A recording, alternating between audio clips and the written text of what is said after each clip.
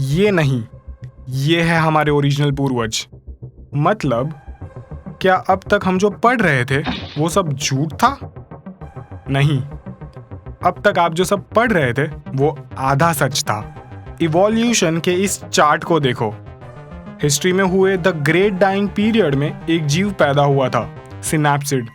ये धरती पे पैदा होने वाला सबसे पहला प्रोटो मैमल था, यानी धरती पे पैदा होने वाला सबसे पहला जीव जो अंडे नहीं बल्कि सीधा का सीधा एक नया जीव को जन्म देता था। जिसके बाद नए नए मैमल्स ने पृथ्वी पे जन्म लिया और उनमें से एक थे हम।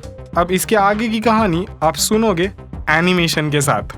चार्ल्स डार्विन की किताब थियोरी ऑफ इवोल्यूशन के अनुसार सबसे स्ट्रॉन्गेस्ट, मजबूत या फिर बुद्धिमान इंटेलिजेंट प्रजाति सरवाइव नहीं की, बल्कि वो प्रजाति सरवाइव की जिसने बदलाव को अपनाया।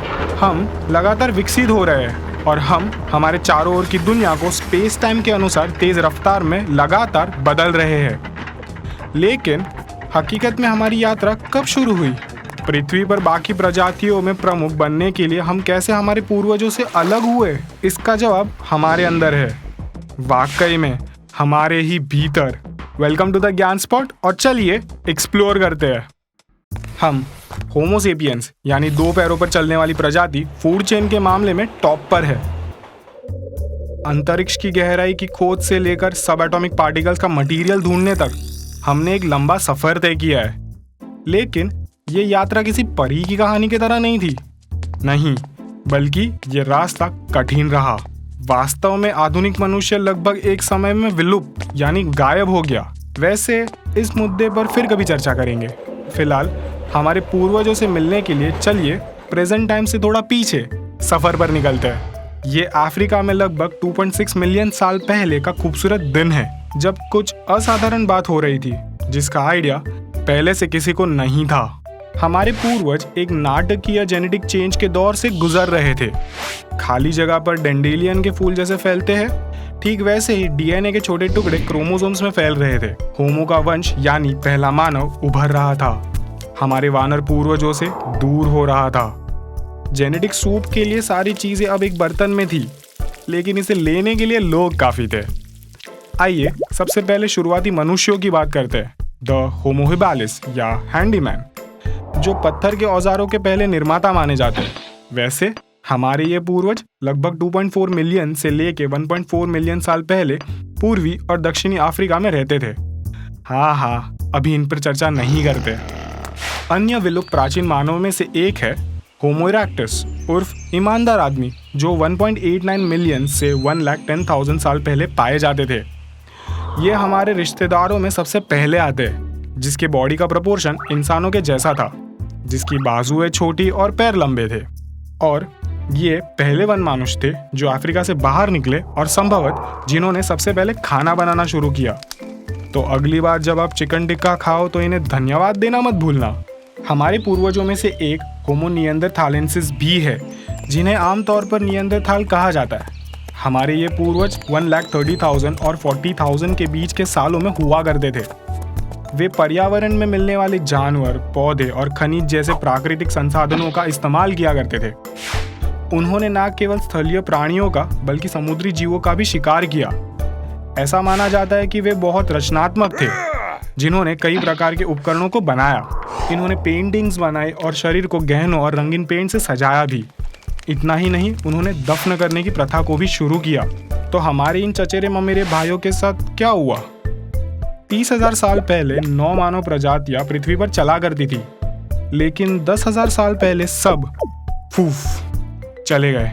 अब सिर्फ एक ही है, हम होमो सेपियंस।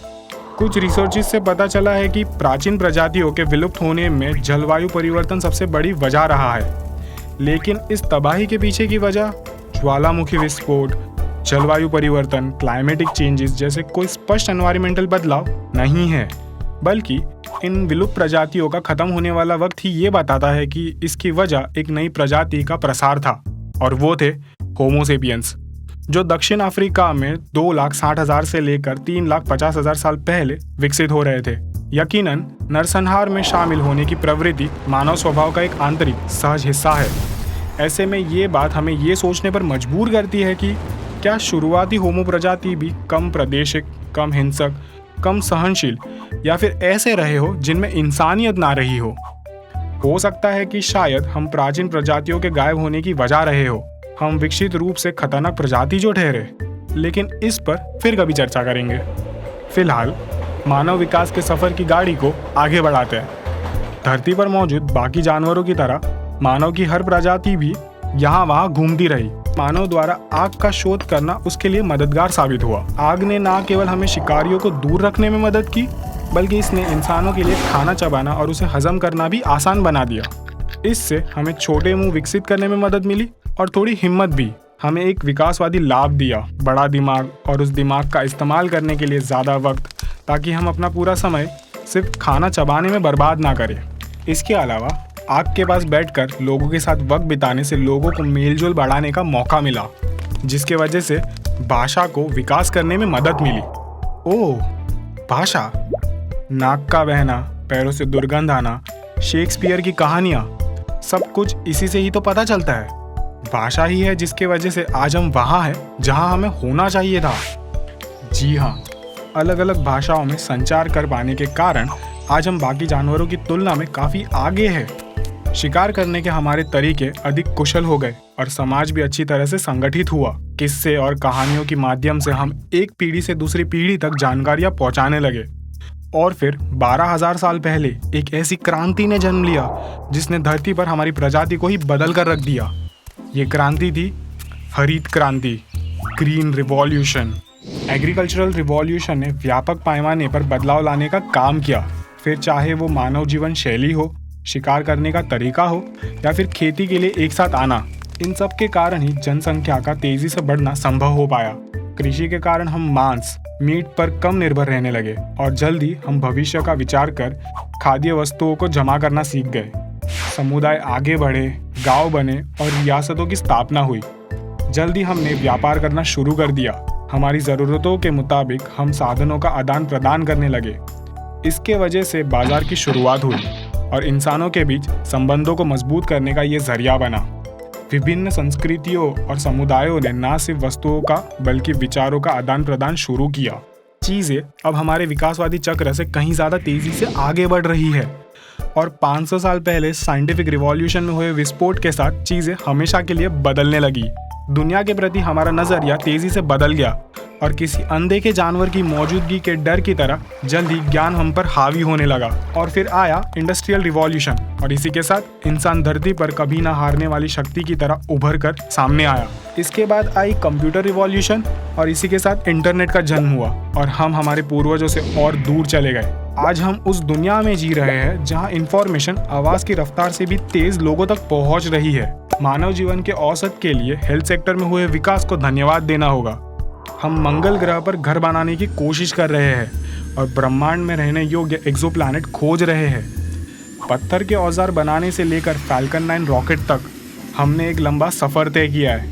कमज़ोर प्रजाति के रूप में बिना किसी असाधारण ताकत के आज जो कुछ भी हमने हासिल किया है उसके लिए हम अपने पूर्वजों के हमेशा के लिए ऋणी रहेंगे। अब ये वीडियो कैसा लगा आप मुझे नीचे कमेंट सेक्शन में बताओ और अगर ये वीडियो पसंद आया तो इसे लाइक और शेयर करना ना भूलें। चलो फिर मिलते हैं हमारे अगले वीडियो में, तब तक के लिए कीप एक्सप्लोरिंग।